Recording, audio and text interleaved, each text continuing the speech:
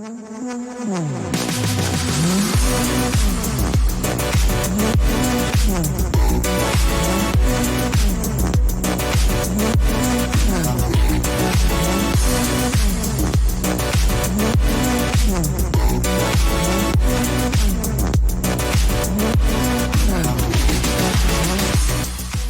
everyone. I'm Emily. And I'm Hannah. And we are the hosts of the I Don't Think So podcast, where we decide if we think a conspiracy theory is believable or if we really don't think so.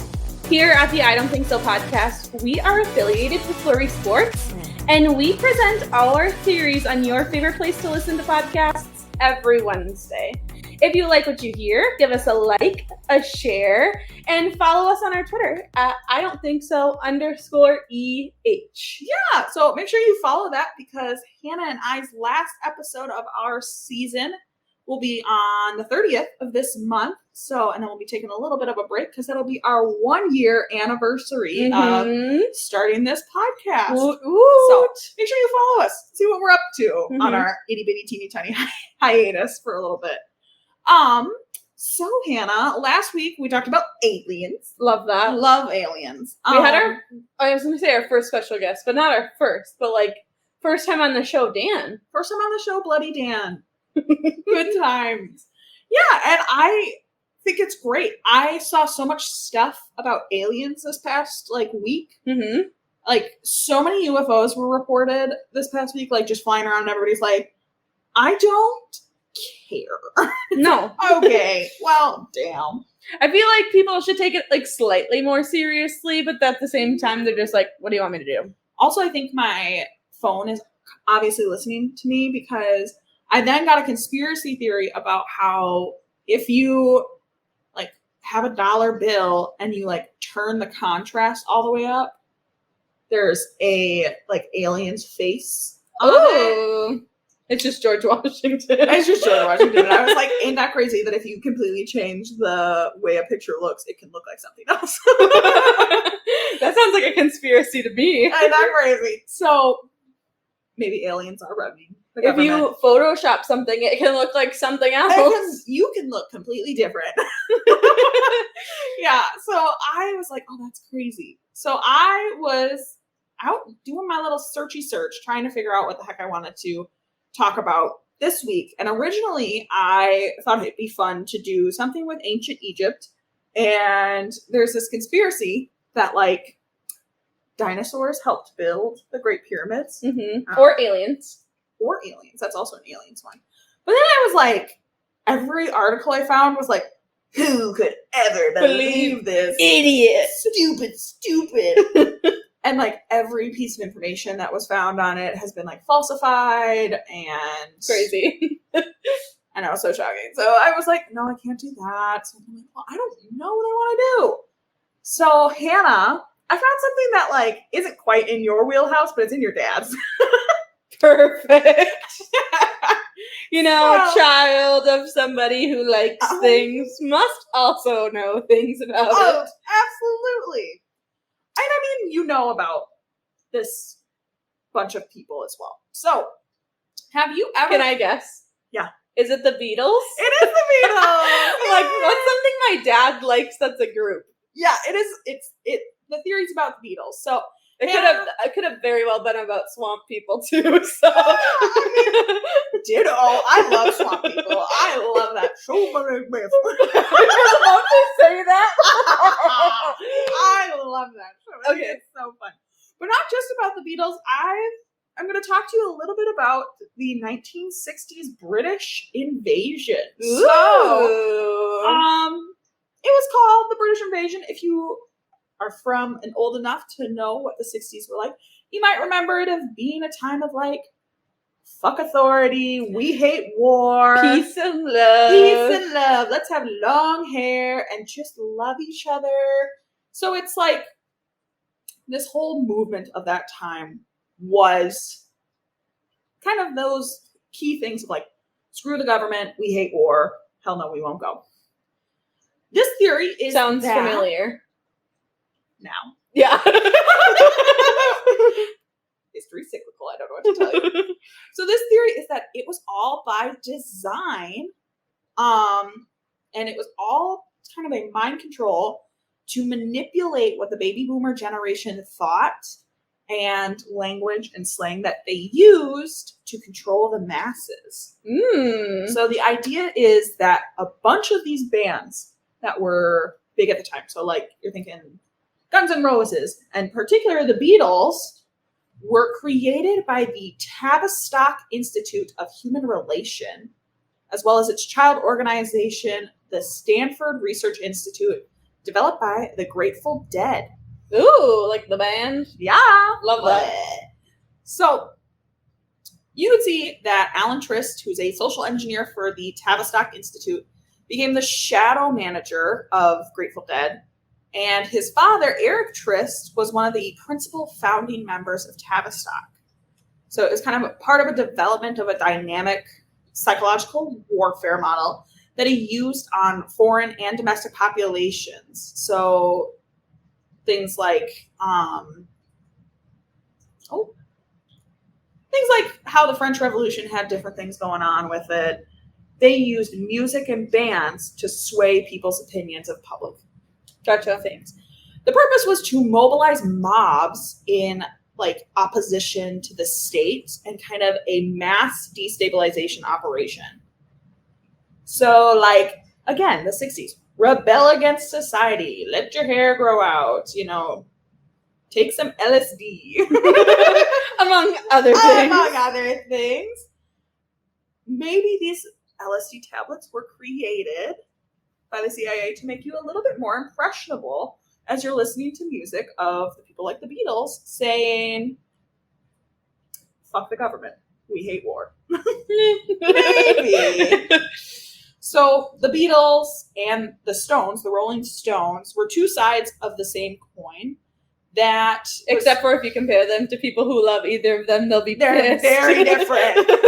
Sorry. But both of these bands were ideally created by the Tavistock Institute to introduce kind of a new generation to a different way of thinking, a new cultural upbringing, and like new language around alleged freedoms to like think for yourself, have your own social liberties, maybe take some drugs, and have this little counterculture.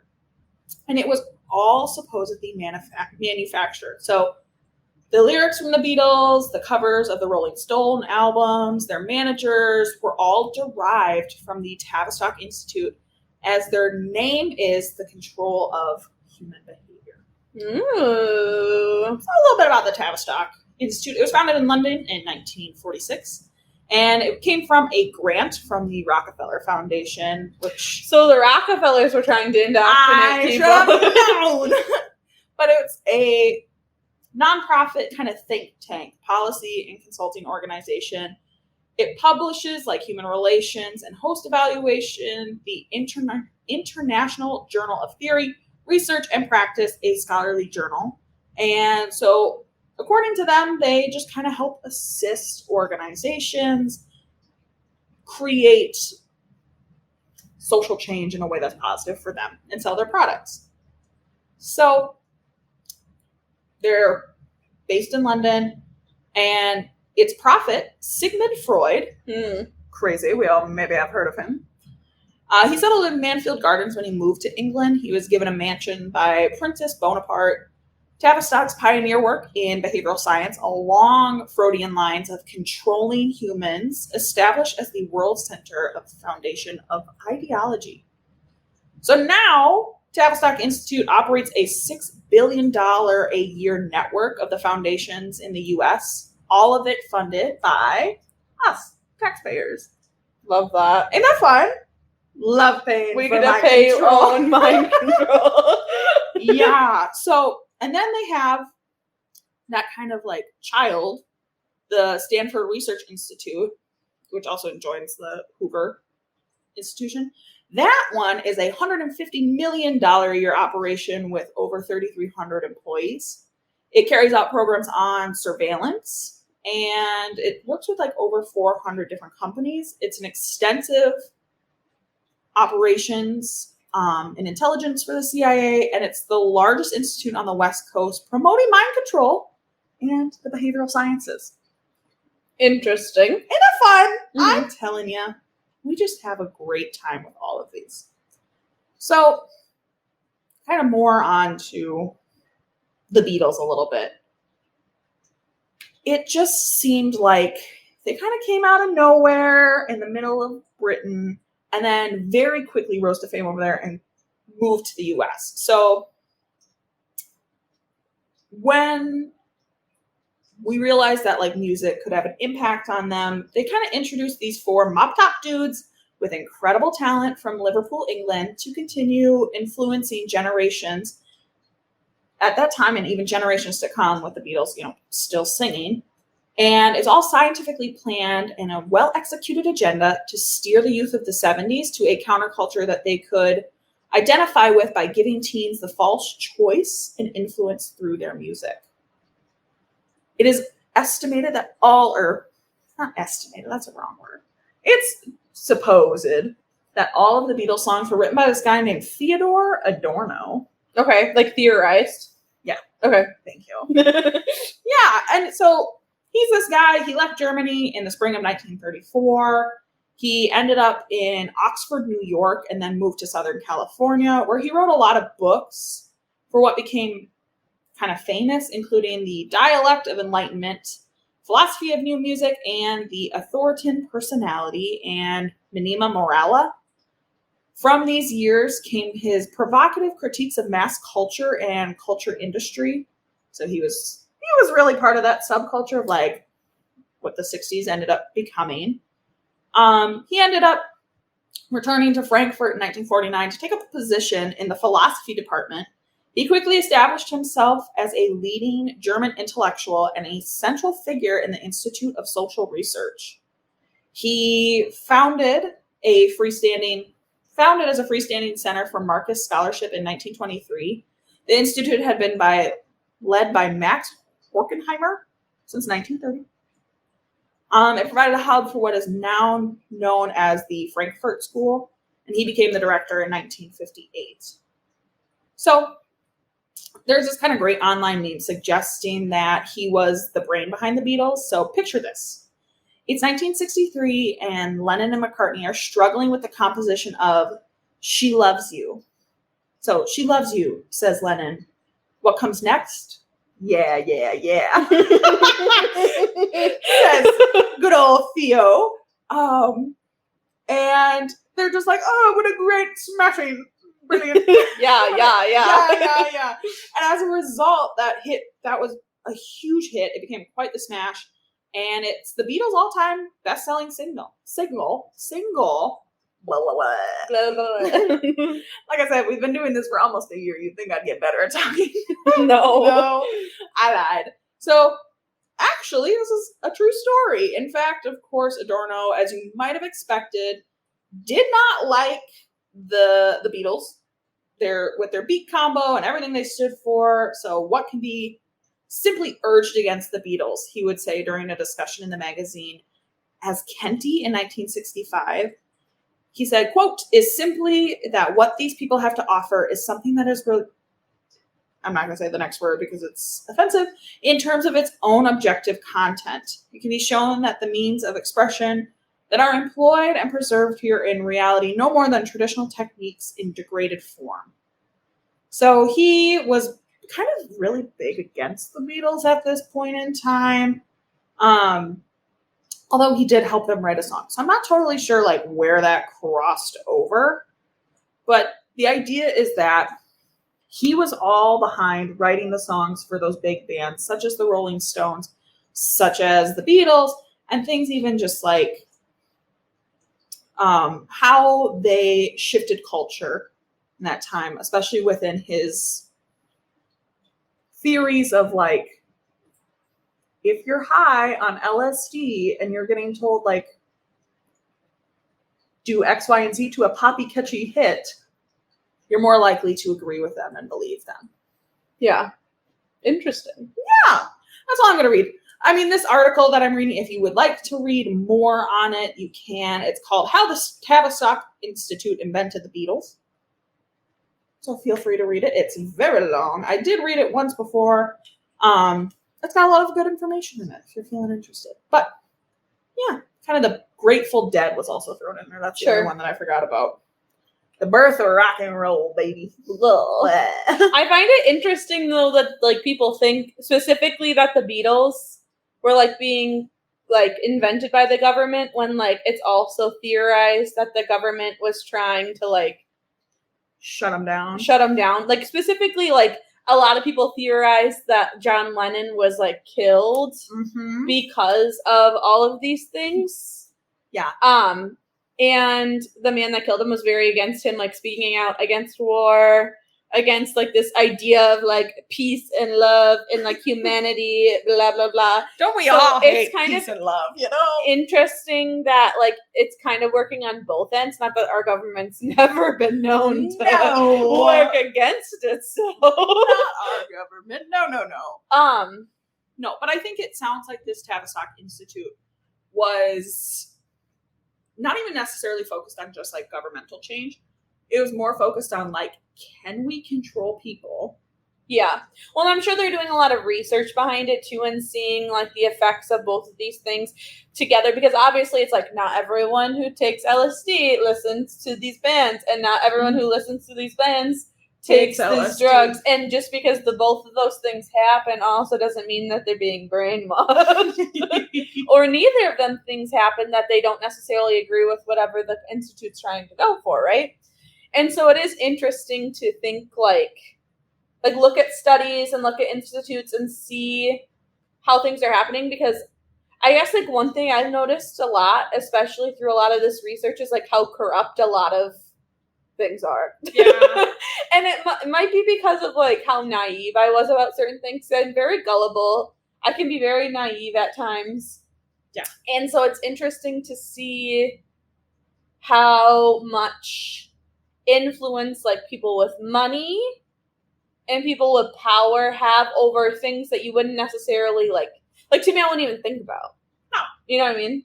Well, I don't know. That's, yeah. I think doing research in a lot of this, it's especially those ones where we talked about like conspiracies that turned out to be true. Mm-hmm. You're like, it's easy to kind of get a little disenfranchised of like, I didn't think any of this was ever possible. Right. And now it's like, oh yeah, we did, give people drugs and like torture them to see what happened. We did that. We also like stole dead children from hospitals to test whatever.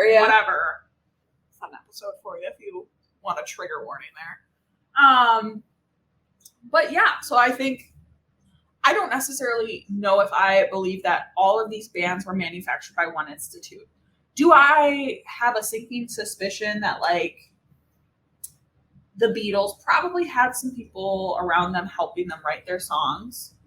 Right. Yeah. And people taking advantage of, I think, the message that they already kind of promoted. Yeah. You know what I mean? Like, I don't think like the Beatles promoted these ideas because of this institute. I think that the institute, if they were doing these things, was taking advantage of the fact that like a lot of these bands, like the Grateful Dead, like the Rolling Stones, like the Beatles, were kind of like rule pushers, if you will. Yeah. Or like authority pushers, like fight against the man. That's rock and roll. That's rock and roll, baby. Just watch School of Rock, and it's like, whoever's the man, rock defeats the man. Love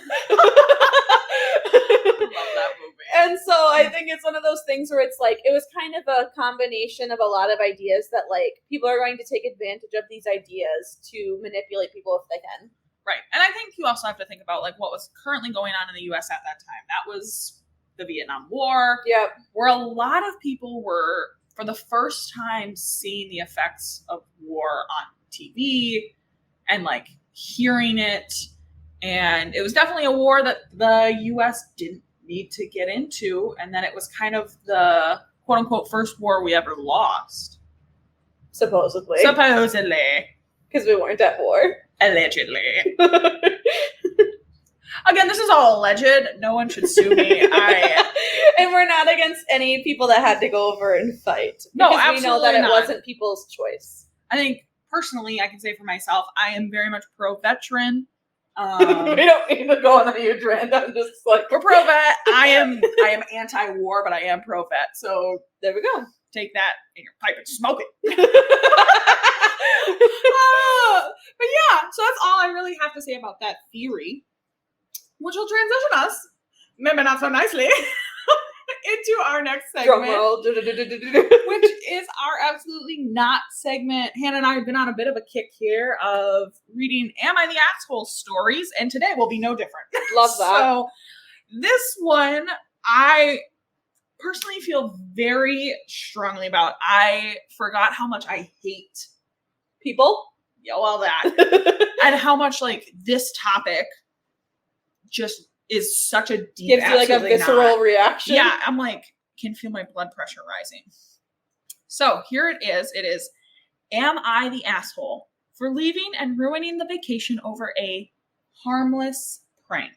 Yes. If you have to start any story with, it was a harmless prank, you're the asshole. Yes. Well, this person was at the butt end of the prank. You can listen to the story. Anyways. Oh, I mean that the person who does a prank is an asshole. Okay, continue. So, for anonymity, I'm using a throwaway and not mentioning country names. I, 25 female, moved out of the country I grew up in for 7 years ago for college. A lot has happened since then, and it's not relevant to the post, but long story short, I have no family left in my home country, so I chose to acquire dual citizenship and stay where I now live. Recently, I reconnected with my childhood friends, and I was really happy to reunite and catch up. They can't all come over to me because it's super expensive for 3 people to pay for a flight and accommodation. One of them, B, 26 female, is married, and she and her husband have a big home and usually invites the other 2 for weekends over/vacations. So she suggested that they have me over this time for their early January vacation for 2 weeks. My job allows me to work from anywhere as long as I have my tablet and stylus, so I wouldn't inconvenience me if I was away for 2 weeks.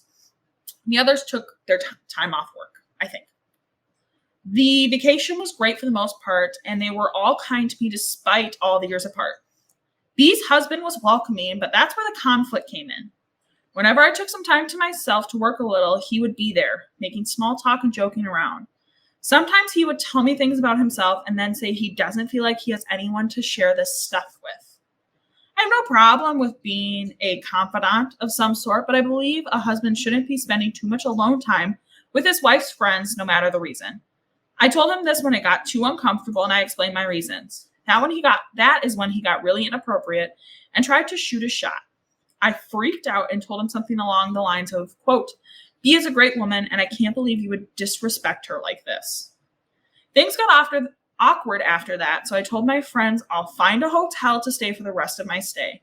They all burst out laughing, saying things like, gotcha, and asked if it's because B's husband came on to me. I asked how they knew because as long as he kept his I asked how they knew because as long as he kept his distance, I wasn't planning to tell B and possibly cause an argument between them. It turns out they were all in on it to, quote, prank me. I was furious. It didn't sound like a prank to me, but one of those meaningless tests people do to test each other's loyalty.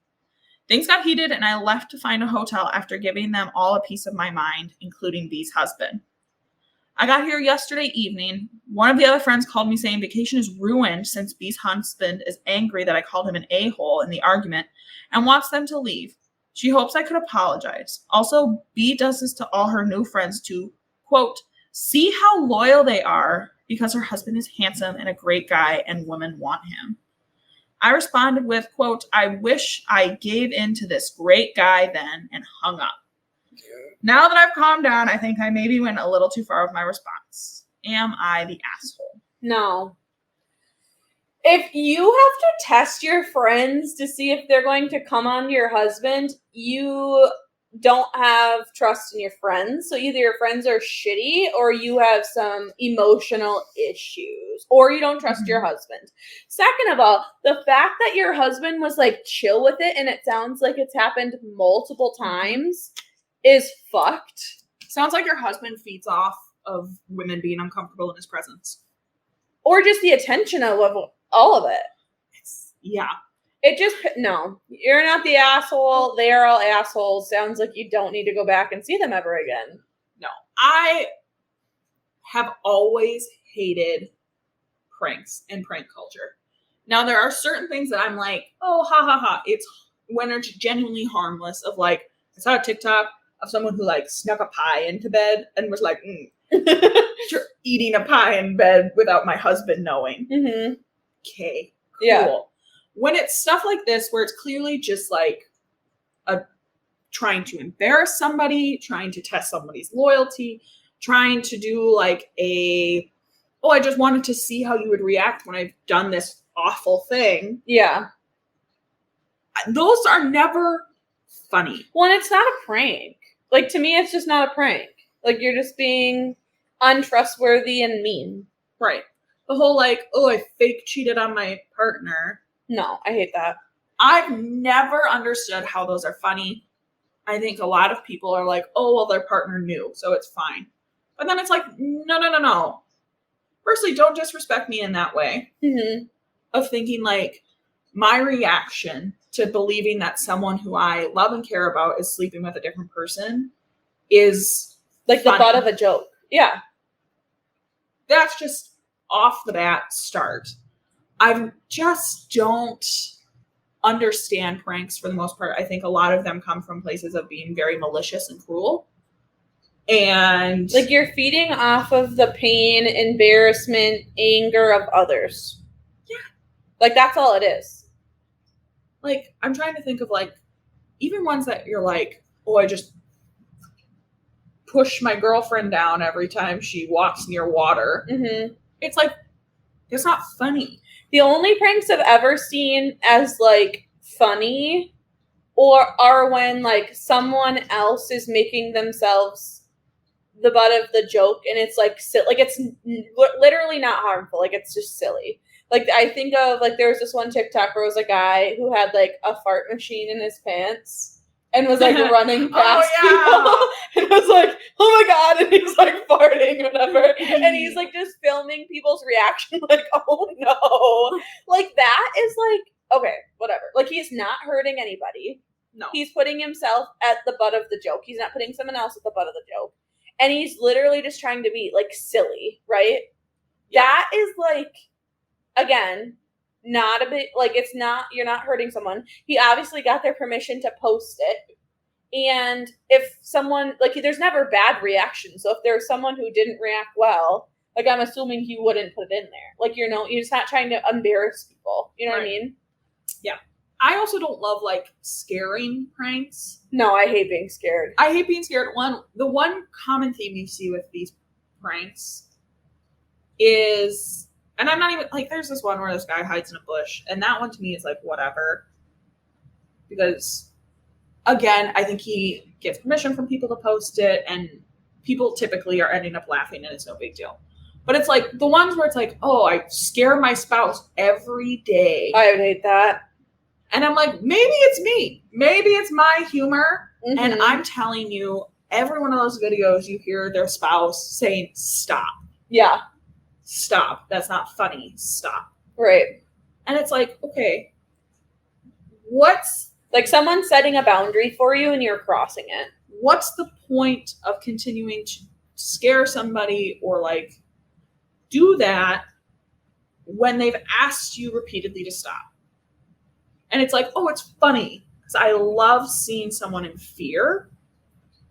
Get yourself fucking checked. Yep, like, you're, again, like, you think you're getting enjoyment out of pushing someone, like, crossing someone's boundary that they've clearly set. And that's all it is. It's like, God, it's so funny when my wife screams in terror at me. Yeah. Okay. In relationships where they, like, go back, I just don't like it. Like, to me, it's just, like, immature, or like you're making a joke out of you not having good communication, or like breaking each other's boundaries. Like it just doesn't seem healthy to me. Right. I like it's one thing to like joke around. Like I think you should have a sense of humor. And it's another thing to continue to like physically hurt, damage, like ruin people's things. Like it's just no. Right. I mean, like, to me, it's one thing if, like, you have a banter back and forth where you both equally find something funny. Mm-hmm. And it's, like, the kind of the same thing over and over again, I think that's like completely on you and that's your relationship and that's totally fine. But a lot of these like quote unquote couple prank channels online nowadays, it's always an escalation of the next thing of like, how big of a reaction can I get from doing X, Y, and Z? Yeah. And it's like, even if your partner knows that and you're filming this and putting it online, some people don't have the like common sense to realize like that both parties were okay with this or consented to this going in. And then do it to people in real life and are like confused why no one wants to stay with you when you disrespect. You're an asshole. Disrespect and jump over boundaries and find it like a funny thing to do to like scare somebody or like make someone feel embarrassed or feel bad. Yeah. So I have a very guttural reaction to pranks. So immediately when I saw this, I was like, a harmless prank, my ass. And like going back to it, what is wrong with you? Well, in the minute someone is upset, it is now not harmless. So quit saying it's harmless because you caused harm.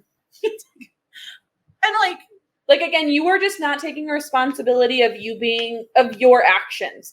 No matter what the reaction is, like you need to accept that you might have like done it with not ill intent, but then now the point where they are saying I am uncomfortable, you need to take responsibility for your actions and apologize. Right. There's no apology. It was, why are you reacting this way? I told my husband it was okay to hit on you because I want to see if you're trustworthy. If you're going to try and fuck my husband. No. And again, what if someone takes him up on the offer? Are you going to be mad then? Yeah, I don't know. You're mad regardless. You're mad she shot him down and said, I'm horribly uncomfortable that your husband is hitting on me. I'm staying in your home where I no longer feel safe. And you're like, no, it was to test to make sure you're not going to try and... You just don't have a sense of humor. You're just not funny. Didn't you know? It's so funny when people hit on you that are not appropriate. Hilarity. So there you go. That was the one that I was like, pranks make my blood boil. And I've never said them as an absolutely not, but that's a big one for me. That's a good one.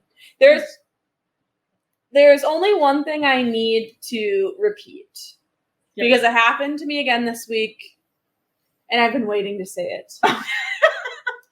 I hate when I ask, like in public, I'm like, hey, can I have a blah, blah, blah, right? And they're like, no. Because it's not funny. Like, you are in a place of like customer service. It's just and now I feel like an asshole for asking you to do your job, even though you think you're being funny, but I now feel awful. So stop doing that to people. I hate it. It's like, hey, can I get a blah, blah, blah? Can I get a nice coffee with this? No. Because now the issue's back on you to be like, you have to just laugh and hope they're joking. And I never react. Like, I always am like stone-faced. Like, I don't, like, I've gotten to the point now where I'm not going to laugh because I want you to know that I do not think it's funny. Yeah. Like, I am not going to pity laugh you, sir. Be a stupid woman and laugh at your stupid joke. No. What? I'm going to stand here and I'm going to give you a dirty look because I don't like it. I hate it. It just, you're doing it to make someone feel uncomfortable. I don't know why people like others uncomfortable.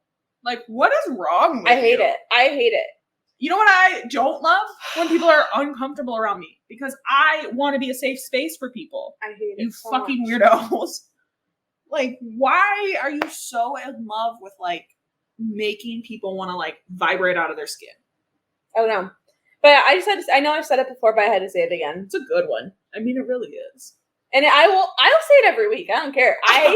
Until I don't have to deal with it, I can't. So yeah.